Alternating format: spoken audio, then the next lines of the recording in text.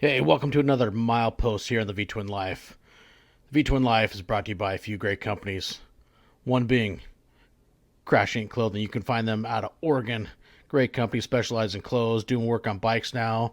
You can check them out at crashinclothing.com. They got a lot of great stuff. Hey, head on over there. Maybe they got something you like. And we can't forget Wild Ass. You like pounding miles, you like riding, you want to be in comfort? Hey, maybe strap a Wild Ass under your ass and ride with an air cushion and be comfortable for hours. And can't forget Custom Dynamics, leading the industry in lighting LED technology. Man, these guys got some great stuff. So head on over to Custom Dynamics and check it out. Now, let's get to another milepost of the V-Twin Life. Hey, what's going on, everybody? Welcome to Milepost 89. We'll be premiering this tonight on YouTube as Mike's here is traveling all around the world. And so with his schedule, trying to hook up with him when he's got some internet, we're doing things a little different today. But hey, Mike, thank you for taking time out of your travels and sitting down and telling some stories. I appreciate it, buddy. It's good to be here. Appreciate you reaching out. This was awesome. Oh, heck yeah. I mean, I've had so much fun following, your adventures all through TikTok and all the places you've been and in the videos. Like, holy crap, this is unreal and cool as hell. Yeah, it was. It seems to be how most people are finding me nowadays. TikTok was like the one little niche that I was able to kind of squeeze into, because I noticed there was like not a lot of motorcycle, like long distance travelers on there. So it's kind of good to just hop in and share some stories. Well, yeah, you create your own vibe, you know, your own following because you're doing something that's different. That's not everybody, it's not everybody's thing. And so you kind of found a niche and it seems to really be growing, which is awesome. Yeah, it's a little bit of growth every day. That's all you ask for. Oh, yes. So where I like to dive in is everybody's, how did you find motorcycles? How did motorcycles come to life for you? My dad was the rider of the family. He had a bike back in like the 90s when I was a baby, and it was one of those things like just the family started growing, and he was like, I got to get rid of this thing. I think the last straw was my older brother burned himself on the tailpipe, so he sold that motorcycle and then didn't ride for probably 15 years. And then when I was 15, he bought another motorcycle, started riding again, and that was the first real exposure to it. And then 2017, right after I graduated college, I started working like a big boy job and had adult money that I never had before. And I found a really good deal on a 2005 Honda Shadow. Like, found it on Facebook Marketplace. The guy was practically giving it away, and I was like, I think I'm going to go get a motorcycle. And within 24 hours, that thing was sitting in my driveway. So I think I've seen your social media. Was that the Arrow? it was the Honda Shadow Aero. Yeah. Well, okay. I miss that motorcycle every day. It was pristine. Like, the guy took phenomenal care of it. The only reason he was getting rid of it, he had just bought his third Road King. And he was like, I don't have space for it anymore. So yeah, it was funny. My dad and I, when we went to go look at it, jeez, wind is crazy here. Yeah, my dad and I, we went to go look at it, and it was like, keep in mind, it's end of October at this point in New York. So it's starting to get cold. Like, as soon as the sun dips down, it gets into like the low 40s, high 30s. So my dad was like wishy-washy about riding at home. And the guy chimes in. He's like, I'll deliver it to your house tomorrow if you want. I can throw it right on the trailer. I was like, where's my money? I basically threw the cash at him. And yeah, that was where it really started. So I bought it.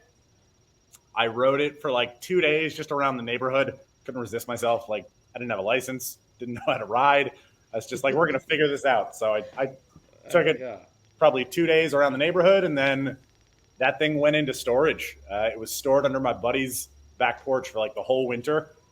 And I finally was able to pull it out at the end of March, like 5 months later, and just never really stopped. That's all. How long did you have that one?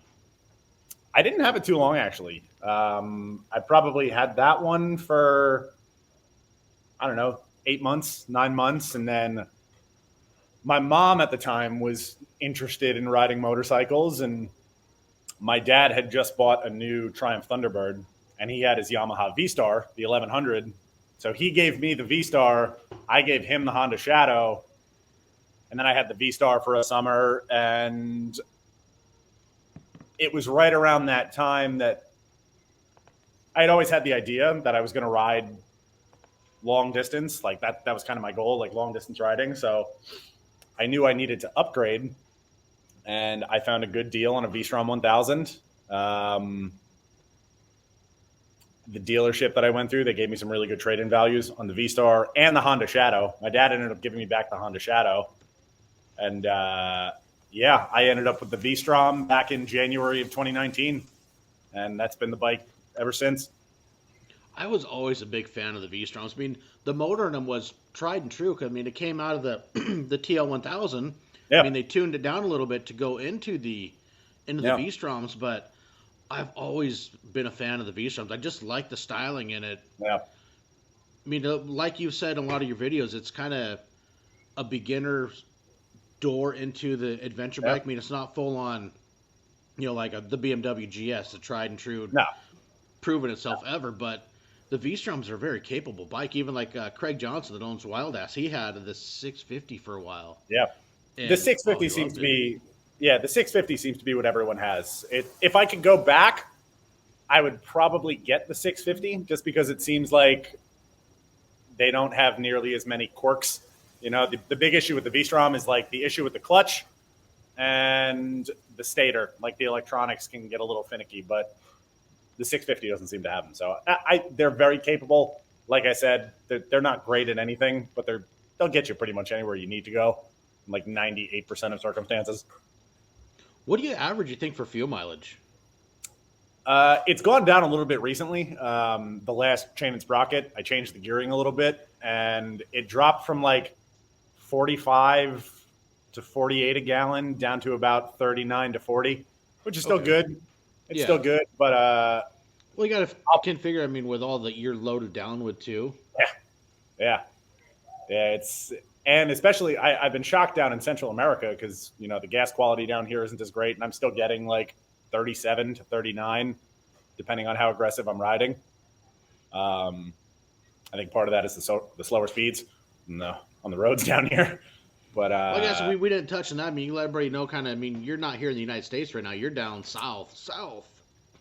Yeah, no, I'm down in San Juan del Sur. It's like right on the Nicaragua, Costa Rica border. And I've been coming through Central America for the last like 4 months. So just kind of do it a few hundred miles a day, and then you find a place to kind of enjoy yourself for a while. Obviously, kind of, as I say, I've been following your adventure, so I know you're trying to do some sightseeing and enjoy areas because for sure, this is kind of a once in a lifetime trip in a way. I mean, absolutely, and like I always hated that. I always hated that term, like once in a lifetime, because it kind of like pigeonholes your journey a little bit. Like ideally, I'll be able to travel like this forever in some capacity, but I've started realizing like once I hit the 1 year mark of like living full time on the road, I was like, I don't think I'll ever do this again in this capacity. But usually it really depends on where I'm at. It depends on how much I like the place. Depends on how much people rave about it. Like there's been certain places that were super unexpected. Guatemala, great example. Like I loved Guatemala. If I wasn't like booked, if I hadn't like booked a shipping date out of Panama, I would have stayed in Guatemala a lot longer. But yeah, it's usually I take every day I kind of just wake up in the morning. I'm like, what am I doing today? Where am I going? How far am I going? And yeah, just kind of ride until I don't feel like riding anymore for the day. Well, what kind of sparked the idea, basically the motorcycle nomad life for a while? I mean, how did you get to decide this is what I want to do? Or the best way I heard it described was there's a guy named Dave Barr, which is really funny. There's no relation to us, but Dave Barr, he's got a couple of books that he's written. He's got a couple of world records. He did a 3-year trip around the world back in the 90s on a Harley shovelhead. And I think I know the guy you're talking about.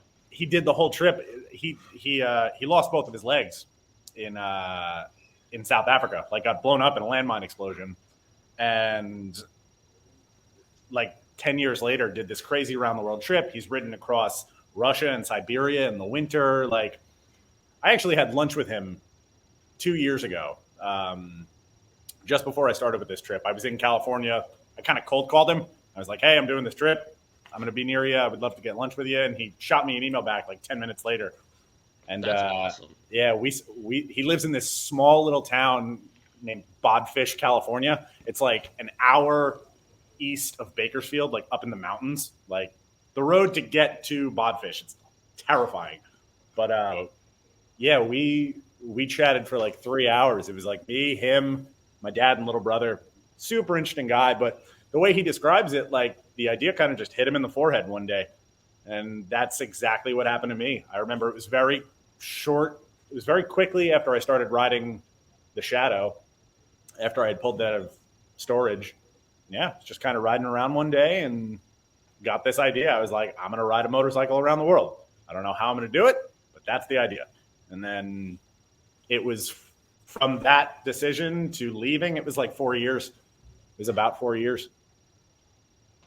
Man, I mean, there's some planning that's got to go into stuff. For sure.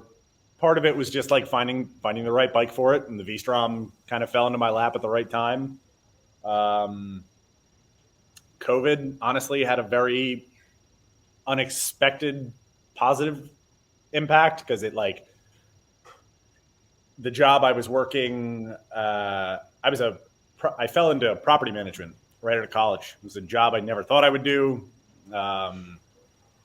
But just, it was a weird set of circumstances. But I was getting ready to quit that job in 2020 and leave on the trip.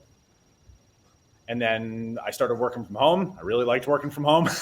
And it basically, that whole time period added another like $10,000 to my savings that kept me on the road. It's kept me on the road so much longer. So it was kind of a blessing in disguise. But in terms of planning for the actual trip itself, there wasn't much. It was kind of like general rough route, general rough timeline, and enough money in my pocket to hit the road and not really worry about it. Now, see, so I guess we kind of, dive into the route that you put together for what you wanted to do. I know, reading stuff, you kind of spent some time with your family in the United States. Then you headed to Alaska, didn't you? You started up there? No. So the original rough route was I was going to travel around the U.S. on a motorcycle, which I've always wanted to do. And then I was going to head up to Prudhoe Bay, all the way at the northern end of the Dalton Highway, and then ride all the way down to Ushuaia. I didn't end up making it to Alaska. I took a summer job in Southern California. It was a photography job. Like, once I hit the road, I really wanted to like shift into photography as my career. Mm-hmm. And it was just kind of this opportunity that I fell into in California, and it was the kind of job where like you would work 2 weeks, 2.5 weeks, take 3 weeks off. Work 3 weeks, take a month off. And I had this like 1 month time frame this past summer, and I was like, that's it. That's when I'm going for Alaska. And I made it as far as Seattle before I basically needed to do a full tune-up on the bike. Like, I just maintenance and all that kind of stuff. It wasn't running well enough to get to Alaska. So you were like a ferry boat ride in an hour and 10 minutes from my house. Yeah. Yeah, that makes sense. Yeah, I was. Yeah. Are you on like the Western Peninsula out there? Yeah, I'm up on the Olympic Peninsula in Port Angeles, right at the base of the Olympic Mountains. I know exactly where that is. I rode through there because I rode out after I left Seattle. I rode out to Cape Flattery, and I think I passed right through Port Angeles. Yeah, it's the only highway to get out there. Yeah. So actually, if you would have been coming into Port Angeles, there was like a Safeway gas station. I'm literally like a quarter mile down the road. I know exactly what you're talking about. That's so funny. So funny. There's some great riding out there, man. I love, the vibes I get from the Pacific Northwest is people either love it or hate it. Like, there's really no like middle ground. I loved it out there. It is a great place, and I'm trying to break out of my comfort shell because I, got the GoPros, whatnot. I want to play with it. I want to do some, I don't think moto vlog exactly is the right term, but do some of that, but also do some videos and showcase the areas. I mean, even you get north of Seattle up in the Skagit Valley, there's some amazing roads, but even here on the peninsula, we have some great little, side highways you can get on, like I did yesterday. Yep. Finally got the bike out for the first time this year. I saw that. Just because weather, and went out around Squim, down through the farmlands, and it wasn't a long ride. Went out for like 2 hours or whatnot, but oh god, it was just so nice. Just you get that two-wheel therapy. And Absolutely. I was going to do some video stuff. It's like, you know what? I'm just going to enjoy the ride. I'm just going to ride, and I'll do that later. And it's like, screw it. Absolutely. And just again, testament to the Pacific Northwest, like just the fact you can get out and ride in like January, in New York, it's hit or miss, some there have been years where, 2 years ago, I was riding New Year's Day. Like the year before I left, I was riding New Year's Day. But, I remember during COVID, it was once December rolls around, you're pretty much shut down until March at the earliest. It just gets too cold. Well, for us, it was probably 3.5 weeks ago. We had a foot of snow. Yeah. And then you had all the de-icer. And then all of a sudden, temperatures warmed up a few days later. So we've been just getting pounded by the rain. So at least the rain cleared all the de-icer off the highway, because that stuff is nasty, corrosive. And I saw it. Seemed like the entire West Coast was just flooded for 2 weeks.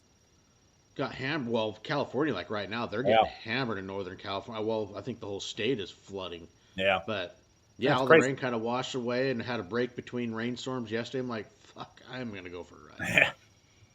It's funny. It turns out when you ask for rain for 25 years, eventually Mother Nature's going to be like, all right, I'll give you rain.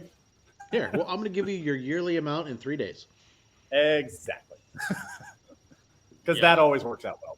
But it does. But yeah, so that I didn't end up making it to Alaska. I compromised. I went up to Jasper National Park up in British Columbia, which was awesome. That ride from Jasper down to Banff, like the Icefields Parkway, it's one of the most beautiful rides in North America. I would love to get up to Banff. It's just absolutely gorgeous. And pictures of the lakes. Part of that area reminds me of going the North Cascades Highway we have here in Washington, because you can get up around Diablo and Ross, and they're that same emerald green, and it's beautiful. But yeah, Banff is on my list someday to get up and check out. Banff was great, and I'm telling you, just like go north from Banff. There's one highway that connects Banff all the way up to Jasper. It's like a 2.5 hour ride. I think it's like 100 miles. Mm-hmm. It unbelievable. You've got 10,000 foot peaks on this side, 12,000 foot peaks on this side, and it's just perfect, beautiful blacktop for 100 miles. Oh, that'd be awesome. Yeah, I think. And I was there on the Stevie, the military biker. He did his top 5 roads, because he lives up in, I think he is in Alberta, and I think that was one of his top 5 roads for riding his area. Yeah, that would make sense. I'm telling you, like, ridden a lot of miles at this point. Oh, those are some of the best miles I've ridden for sure. Because you're there in June, and you've got like just snow-capped mountains all around you, and it's unbelievable. Oh, unbelievable. Yeah. And it's not too far of a ride from Seattle. I took my time getting up there, but like you can get out there in a day. Get out there. Which way did you go? North up through Vancouver and then head east, or did you head east out of Seattle? I cut north to Vancouver. I ended up going up to like Kelowna, British Columbia, because I have a friend up there. And from Kelowna, I rode up to Jasper. I actually camped like just outside of Jasper, and then rode down through Jasper and Banff the next day. So I actually stayed with a buddy in Calgary down in Alberta after that. There's a buddy I met on Instagram like 5 years ago, and he saw I was in the area. He's like, come crash on my couch for like 3 days. So, which happens a lot. That happens a lot living on the road, and it's always fun. Oh, I bet. Yeah. Well, yeah, that occasional shower is nice after oh my God. tent camping for days. I got to say, the tent camping never really got old. Still hasn't really. Like it was the one worry I really had when I left. I was like, am I really going to enjoy camping? By the end of week number 2, I was like, this is awesome. This is amazing. Just kind of being able to pull over wherever you are, crash for a night, not have to worry. Really was unexpectedly enjoyable.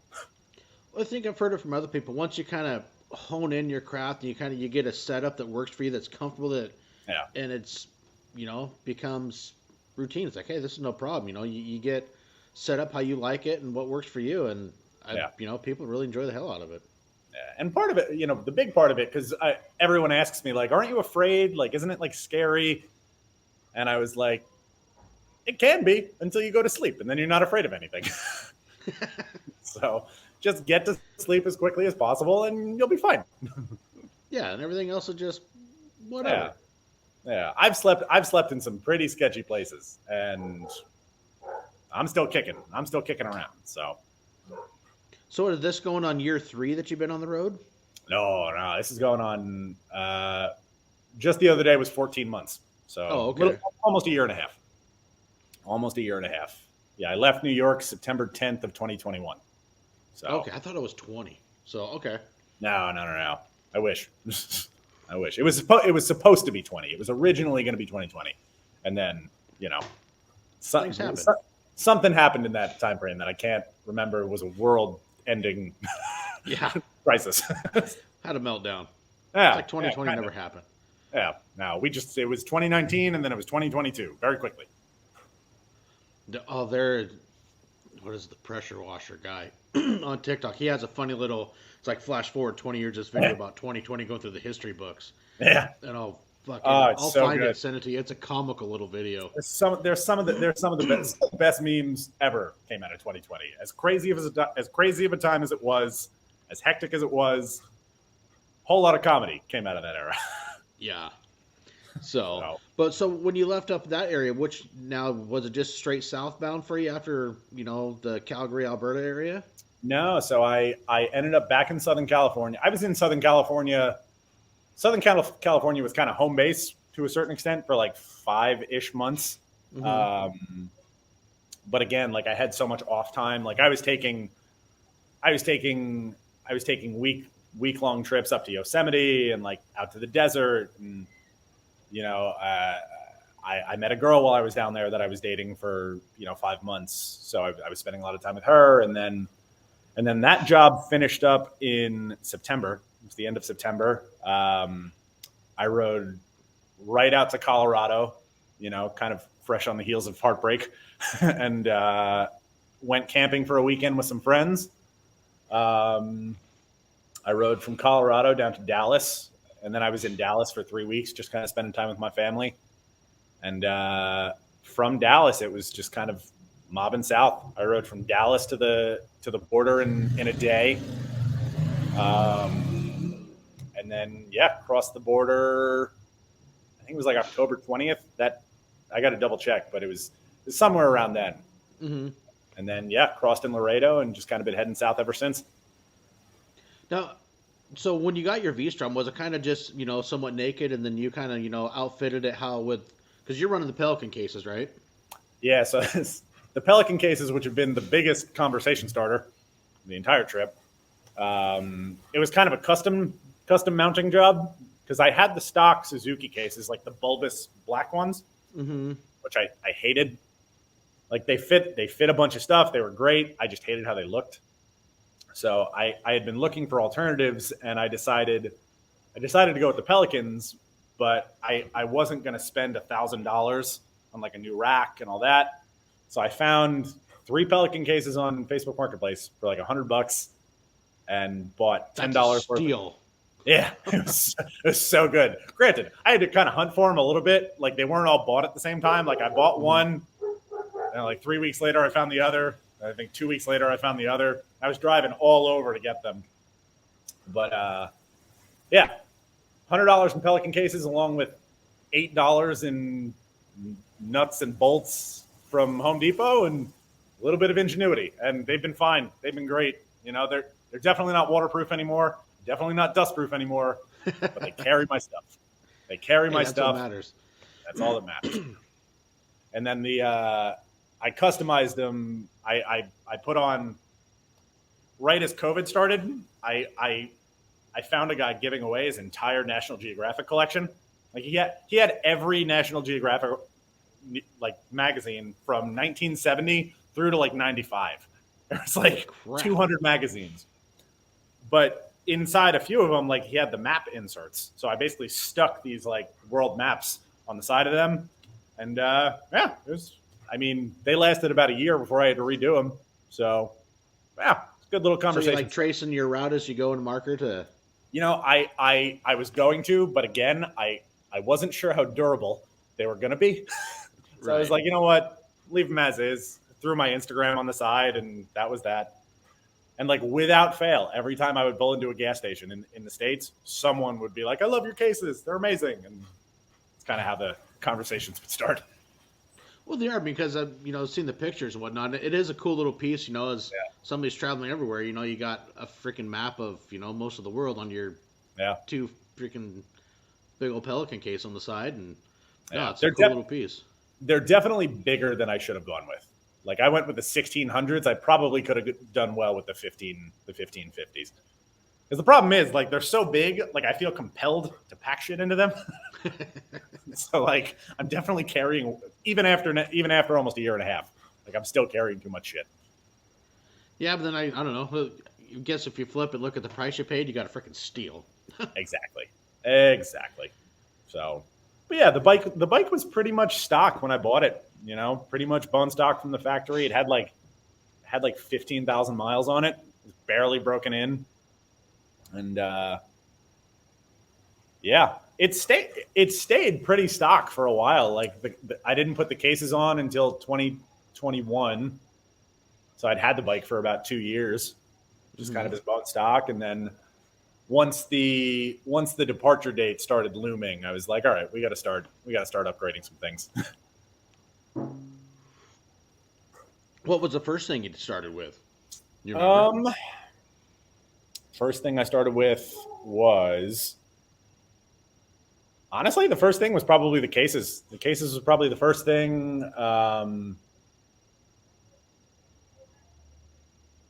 Yeah, the case.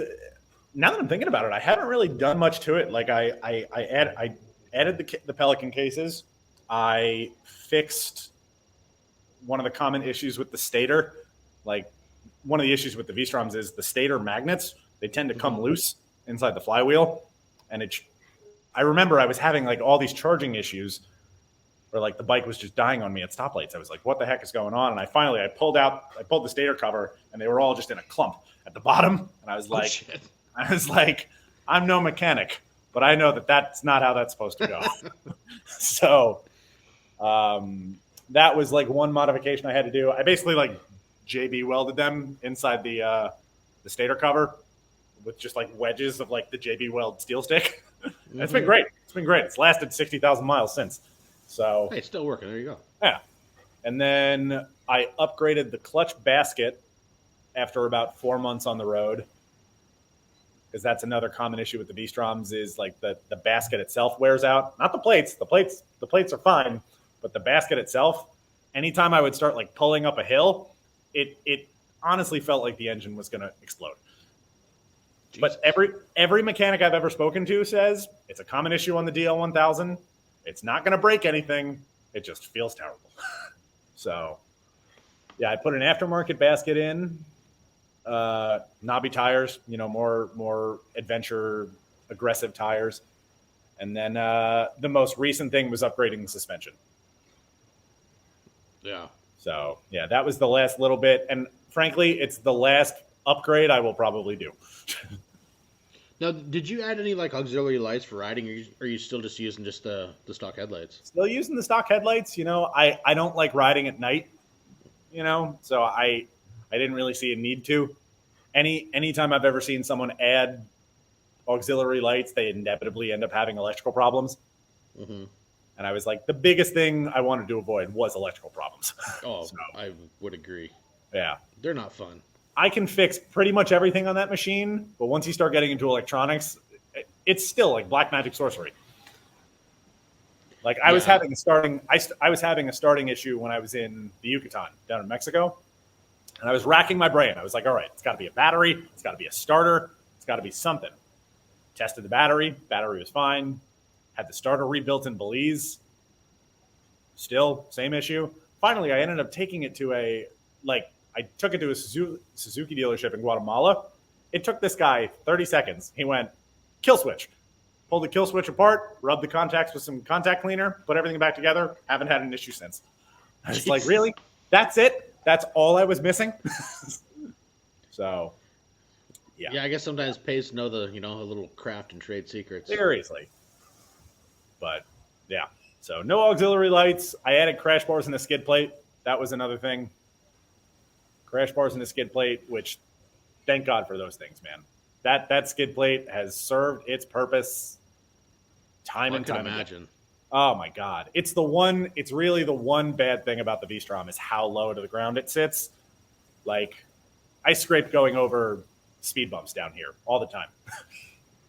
Yeah, you don't have a lot of ground clearance. Not at all. Not at all. It's really the one downside. Yeah, I could imagine. But that's why we buy a skid plate. So for you now down in Central America, because what is that area? I know I've read some was like the Darien Gap where there's actually no road. You got to ship your bike. Yeah, so I'm booked on a shipping container. I was actually supposed to be in Panama City on the 23rd. I just found out yesterday that it got pushed 2 weeks. So I'm kind of in a 2-week limbo down here in Nicaragua, just waiting to continue. But yeah, the bike's getting put on a shipping container, and I'm either going to fly down or hitchhike on a boat down to Colombia. We'll see what happens. Hitchhike on a boat. That could be a little sketchy. I'll tell you what, man. It's the one thing about Central America that I've been finding is you can pretty much every problem down here isn't a problem to anybody. They're just like, we'll figure it out. We'll get you wherever you got to go. Whatever way we're going to get you there, we're going to get you there. Like I rocked up at I was heading down to the coast in Guatemala. I pulled up. I knew I had to take a ferry, but I expected a ferry, like a ferry you take, out in the Pacific Northwest. This guy calls me over. I pull up to the little Embarcadero station. It's this little dinky freaking canoe, and I'm looking at this guy. I'm like, ¿Estamos permiso? Can we go? And he's like, yeah, come on. And it just loads me onto this little tiny wooden canoe and ferries me a half hour downriver. I remember seeing the video that you posted. Yeah. It was fit? Oh. Yeah. It was the one. It was the Back to the Future sound. Yeah. Roads. We don't need roads. Exactly. No, I think the one that sketched me out was that bridge crossing you rode across. That whole, I even showed my wife. She's like, "Fuck no, turn around." Again, it was that was the first real moment in Central America where I was just like, no, unacceptable. But again, it's funny. I've realized that traveling, it really does just make you bolder. It really does make you do stuff that you did. A, you don't think you were really capable of. B, you never thought you would really have to do. And C, things you do for an adventure, right? Because again, the only other option in that instance was backtracking an hour on the terrible dirt and sandy roads that I had ridden in on. I was like, I'm not doing that again. I'm not adding 2.5 hours to the day drive. So I walked across it. I was like, the boards seem okay. They seem fine. I just gotta punch it and go for it. And you don't have much room for error. No, not at all. Yeah, that was. I'll tell you what though, not the scariest thing I've had to do. Not the scariest thing I got caught out in a hurricane 2 days before I left New York. Oh Jesus! Literally two days before. It was 2 days before I left New York. I was staying on a friend's couch because I had moved out of my apartment at the end of August, but I wasn't leaving until September 7th because I had a wedding to go to in upstate that I wasn't going to miss. It was 2 of my best friends from college. And I was getting lunch. I had ridden 20 minutes away from my friend's house to get dinner with my cousins, just kind of bye, I'll see you in a couple of years when I get back, that kind of thing. And I'm sitting in the diner and earlier on in the day, there was crazy winds and rain and all this kind of stuff. And Go ahead. I'm just gonna put some wood in my fire. no, you're good, dude. But yeah, no, I had so all the weather forecast said like, all right, the rain's pretty much over for the day. Like there will be scattered showers here and there. And then I'm sitting in this diner having dinner, and I'm watching the clouds outside. The sky's turning green, and I'm watching the news on the TV above our table, and all of a sudden the tornado warnings start flashing, and I'm like, Oh shit! And I'm finally just like, again, it's fun. It's funny, like what motorcycles do. I don't know if you've experienced this bad weather. You gotta ride. Yeah, it's You gotta get where you're going. So it's just a matter of, getting there safely. So I literally, like, as soon as I walked out of the diner, just full on deluge. And I'm like, all right, I love you guys. Have a good one. And I get on the bike and I'm just kind of limping along as close to the shoulder as I can at like 20 miles an hour. And I rode like that for a half hour to get back to my buddy's house. There's lightning coming on and crazy winds. And I was fine like the whole way. And then like 10 minutes from the house, I see the big 18-wheeler coming in the other direction. I see the pool of water it is about to hit. I'm just like, I pulled over to the side and I just went, he hit it and a wall of water, just like total hurricane baptism. And shit. I think all of my riding gear took about 4 days to dry out after that. That was a rough one. That was a rough one. But that was some of the spookiest riding I've done on this trip. I got caught out in, again, just a freak lightning storm when I was down in Mexico. So those freak nighttime lightning storms are far scarier than any bridge crossing I've ever had to do. Even the spooky one. I had one get caught in a rainstorm. I used to commute out. Well, I mean, you rode to Cape Flattery, so I used to work out in Fallon Bay, which is, from my house, it was 65 miles one way out 112. Yeah. And I had, the Joe Rocket ballistic touring coat, pants, and everything, for crappy weather. Well, it wasn't supposed to be that bad. I'm coming home after I got off work from the prison, and it was raining so freaking hard. By the time I got to my house, I had pools of water inside my sleeves. So I put my arms down, water came running off from inside my coat. And it was supposed to be waterproof, or water resistant, however, but always is. I've never had it soak through that bad as that one day. It's like, oh my fucking God. Yeah. Yeah. I'm convinced the whole Gore-Tex thing is a scam. Like once it rains hard enough, any harder than a shower, you're gonna get wet. You're gonna get wet. There's no ifs, ands, or buts about it. It's just that, and I learned one time too. Got caught in a freak hailstorm and only had a half helmet on. Yeah. No, never again. I've been there.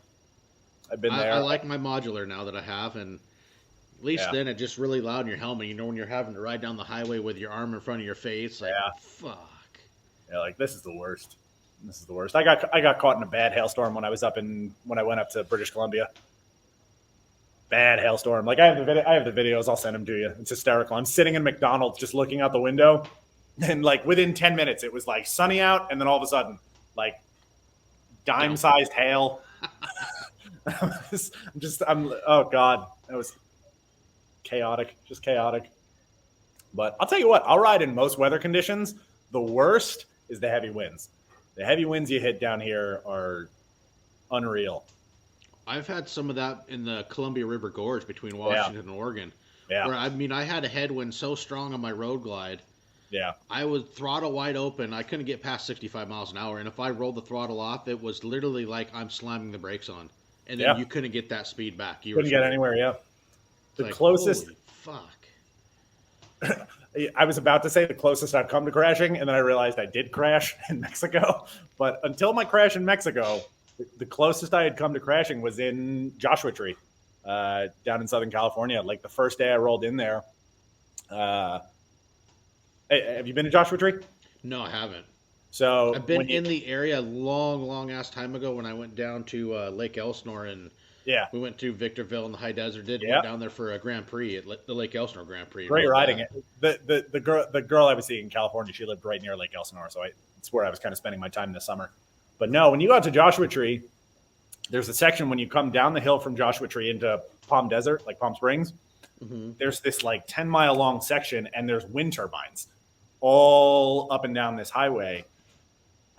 Dude, I was easily 35-mile-an-hour crosswinds coming down the valley. And like at one point, I was coming back up in the other direction. I was getting hit with like a 30-mile-an-hour crosswind on my left-hand side. There was just a caravan of tractor trailers ahead of me, so I was getting the tailwind off of them. At one point, I swear to God, I got picked up off the road, shifted 4 feet to the side. I missed the guardrail by like this much. It was one of those ones where you pull over to the side and you're just like, okay, just got to collect yourself and keep moving. Well, I had one coming up from Oregon to Washington through an area called Toppenish. With a side wind from hell. My dad and I were riding, and we were literally going up the road at about a 45-degree angle sideways, straight, because the wind was blowing so freaking hard. It's like, holy crap! It's so, especially on the Vstrom too, because you're like so upright. You know, your profile's huge, especially with how I've got it loaded up. Like you getting kicked everywhere. Well, I can imagine. So, because you probably got to have at least 100 pounds of extra gear probably altogether. It's probably closer to 140, just between like the weight of the cases alone. You know, because those cases aren't light. Yeah, it's got to be close to 120, 130 pounds. I've never weighed it. I'm kind of afraid to. Like, I don't want to know how much I'm overpacking. Yeah. But it's why I finally bit the bullet and upgraded the suspension, because I was like, if I'm going down to Central America, I'm going to need to upgrade the suspension, because I was running stock suspension pretty much the first year of the trip. Like, I finally, right before I left California at the end of the season, I splurged. I used, I think it's EPM Performance. They're based out of Jersey. Mm-hmm. And those guys were great. So they originally serviced my stock shock absorber, threw a new spring on it, made it serviceable. And then 5 days into Mexico, I'm heading out to this little mountain town that a friend of mine recommended to me. He was like, you got to go. It's called Real de Catorce, and it's this old like Spanish silver mining town. And he's like, you got to go check it out. I was like, great, that's awesome. He didn't mention to me that to get to the town, it was like 30 kilometers of cobblestone roads, like old cobblestone roads, not like cute little masonry roads. Like they found a pebble in a riverbed, stuck it in concrete for 30 kilometers. It was like mile 15, and then finally the rear shock absorber blew, like a month after I had it serviced. And I gotta give credit to these guys. I don't blame them. I was putting the shock through a lot. He had a new aftermarket shock absorber FedExed to me in Mexico within like 4 days. So those guys were great. I'll recommend them to anybody. Hey, that's when people stand behind their product like that in customer service. That's awesome. Yeah, he was super great. Didn't charge me a penny for it. And he was like, you know what? I'll have it to you in 4 days. And thank God he had one in stock in his shop, because I was hunting around to find someone to repair this shop. Because I asked him, I was like, can I get it repaired while I'm down here? He's like, yeah, anyone who can service shocks, like, they'll be able to do it. But shut up, Puck. It's the hostile dog down here. Yeah. It's the biggest pit bull I've ever seen in my life down at this hostel. But yeah, he was like, yeah, you can have it repaired, but I have one in stock. I'll have it FedExed to you. Don't even worry about it. So, but yeah, so I updated the rear shock, and also the front springs. So, yeah. There you go. Yeah. But yeah, spooky. So what's kind of your route? Do you have your route somewhat planned out for South America? So I did have it pretty set in stone, and then Peru decided to get a little dicey right now. There's a lot going on down in Peru. Right before Thanksgiving, I guess there was like a coup, like the president got ousted, and there's been quite a bit of like civil unrest. Like I'm in a couple of groups of guys like riding down south, and there's been like 5 different people who are like, yeah, I got beaten with sticks and rocks by protesters, so probably not a great idea to come down here. So as of right now, I've been looking into this trip down the Amazon, because it's actually possible to, as a passenger, you can basically ferry down the entirety of the Amazon River, like source to sea. And there's a post on Horizons Unlimited of a guy who did it. And it was funny because I found the post, I read it, it's incredibly detailed. I'm like, this is great, this is what I'm going to do. And then I saw it was from July of 2000. So, as far as I can tell, it hasn't been done in about 20 years. But I'm going to try and float me and the bike down the Amazon to the coast of Brazil. But yeah, so backtracking a bit, like I'm shipping into Colombia like mid-February. Then I'm going to ride down to Colombia, Ecuador. Then I have to go into Peru to like northeast, like the northeastern part, and then just catch a myriad of ferries down to Brazil, and then head down the coast of Brazil. You know, I've been doing Brazilian Jiu-Jitsu for like 10 years, and I've got a bunch of friends down in Rio, Sao Paulo, like that whole area. So I want to spend some time there, and then I kind of got to ride out the winter, or our summer, their winter, for a few months, and then I'm making a break for Ushuaia, like the southern tip. First chance I get in September. So, nice. And then after that, see what happens. I would love to be able to continue on, and you know, I want to head to Southeast Asia, buy a bike in Southeast Asia, or have Royal Enfield give me a bike in Southeast Asia. That's kind of the yeah. Because that, I'll tell you what, that I've seen them in person, looked at them in a dealership. Those Royal Enfield Himalayans are fucking cool. And I'll tell you what, they're super common down here. I was kind of shocked. Like down in Central America, there's a bunch of them floating around. There's a lot of them floating around. There's a way bigger motorcycle culture in Central America than I ever would have anticipated. Like you go, and it seems like everyone around here has like a little 150 or 250 cc engine that they are puttering around on. Yeah. So, but yeah, no. So I would love to continue on to Southeast Asia, go through the Himalayas, overland to Europe. I would love to do Africa, but what will likely end up happening is I'll probably end up going back to the States for a little while, just work. You know, the mantra is kind of work, save, travel, repeat. Yeah. So go back to the States, work a while, save some cash, and, you know, get back out on the next section. That'd be cool. It's been fun following your adventure. It's super freaking cool. And, you know, that's why you'd post that one. It's like, God, you know, and you responded pretty quick when I commented. I'm like, fuck yeah, this is awesome. Yeah, absolutely. I'm always super stoked to hop on podcasts and talk about my travels. And, you know, because I remember like when I was getting ready to travel, I just remember consuming as much of that as I possibly could to kind of keep the inspiration going. Because I know, like, you know, once you start planning like a long trip, I remember when I was planning this trip, there was a lot of days where I was kind of burnt out on just the preparation aspect of it.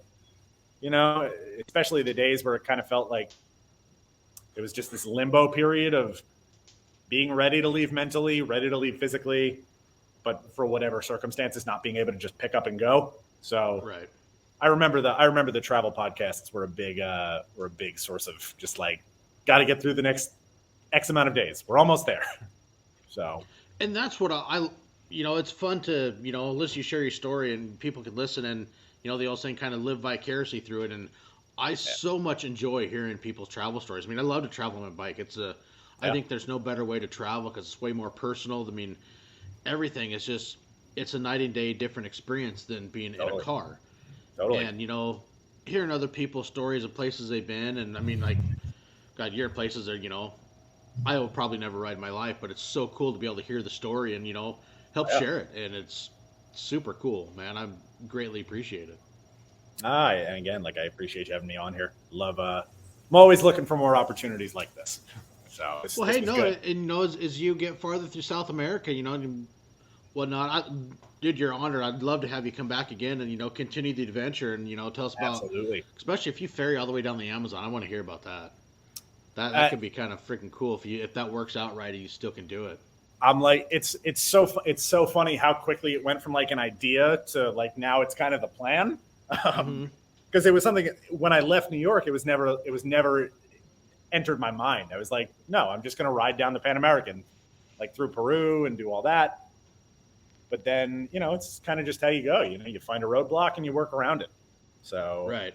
I was sitting in a hostel in Guatemala, looking at the news and just kind of like figuring out what the next step was. And then it was just like one article I found on like, it very quickly went from finding an article on people who had taken a boat down the Amazon, just like by themselves, like as a backpacker, to one Horizons Unlimited post to this is doable. I guess this is doable. So This is a good idea. This is it. This is an awesome adventure. It's funny. I stayed with a bunker biker down in Truth or Consequences, New Mexico. His name's Chuck Richards. Great guy. He was awesome. I stayed with him. I stayed with him and his wife for like 3 days. And Chuck is just such a cool guy. Like he spent years up in the Yukon, up in like Alaska, just kind of living off grid in this cabin. He's traveled all the way up and all the way around the country. He hitchhiked across country for 2 years of his life. Like just a really interesting guy.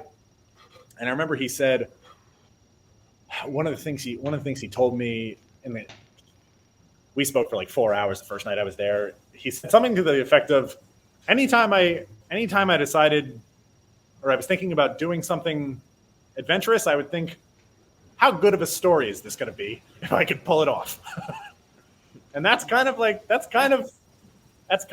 become part of the mantra as well. Like,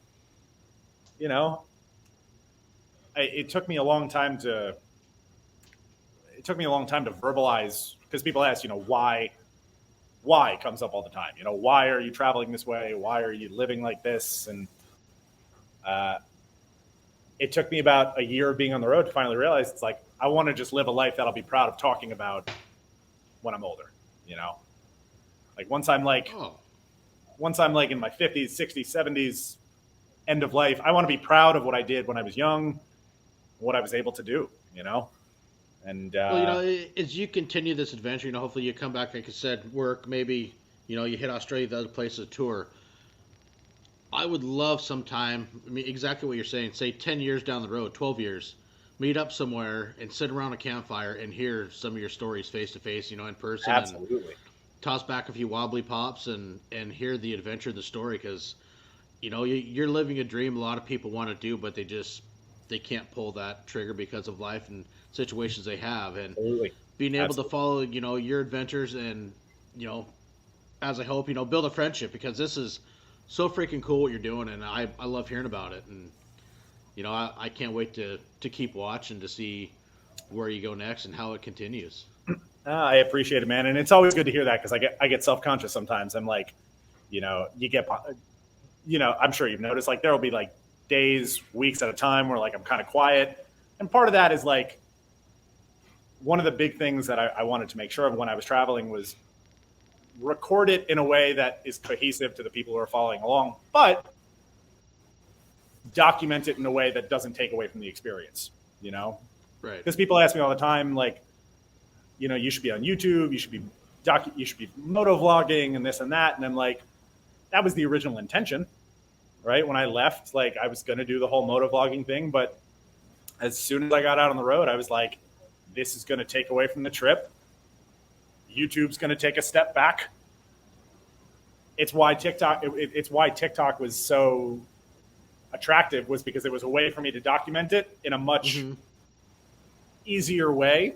Simpler format that's interesting to other people. So I feel bad sometimes when I go a week and a half, 2 weeks without posting, but to hear that it's enjoyable is always nice.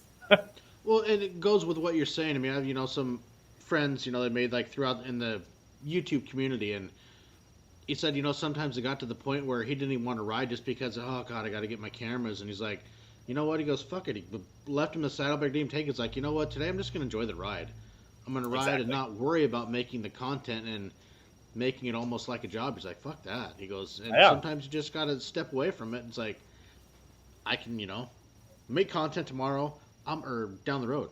I'm going to enjoy the ride and just, you still got to get back to simplicity and just enjoy what you're doing in the adventure. I mean, absolutely. It's awesome to slow down in a way, take pictures, photographs. I mean, I'm very guilty of that myself. It's like I want to get from A and I want to get to B. Okay, cool. I got a 900-mile ride, and it's like I just want to pound miles. And I've done some trips like, you know what? I got like 4 photos to document from like a day and a half of riding. It's like I'm trying to even make myself slow down and smell the roses, to say, and try to enjoy it and have at least some pictures and whatnot to be able to look back on the memories, or to put something together. It's like, you know what? Hey, I did this. I was there. Here's pictures. But sometimes I'm very guilty of that. It's like I just want to go and I don't take some of the simple photographs of places where it's like, you know what, if you're having an awesome ride, enjoy it, but give yourself something to look back to on also, I think. Absolutely. It's why the 360 camera was such a thankful addition to the kit. Like, it's funny. I hopped on the 360 camera bandwagon very early. Like I bought one back in 2018, really, it was 2019 when I bought my first one. And I think they're so versatile for specifically motorcycle trips. It's like being able to pick and choose after recording what you want to look at and the views that like the actual frames that you want to capture. It takes so much less focus than like relying on a GoPro. I could imagine. I've kind of looked at some, but I don't. So when you turn those on, is it just automatic, always recording a 360-degree view? You press a button, records in 360, and then you pick and choose the frame after the fact in editing and post-processing. Damn, that'd be fucking cool. It's so much better, and I have it rigged on a RAM mount, so I could very quickly like shift it from point of view to where it's literally sitting right here, recording everything in front of me, and then I just bend it back, and now I can pick and choose after the fact to focus on me. So it's so much less stressful of a system than like having 4 different GoPros, in 4 different places. So, yeah. But again, it's just like you said. I'm more focused on doing it, experiencing it, and going on the ride than documenting it and sending it out to the world. My lights just turned off. I saw your lights just went out.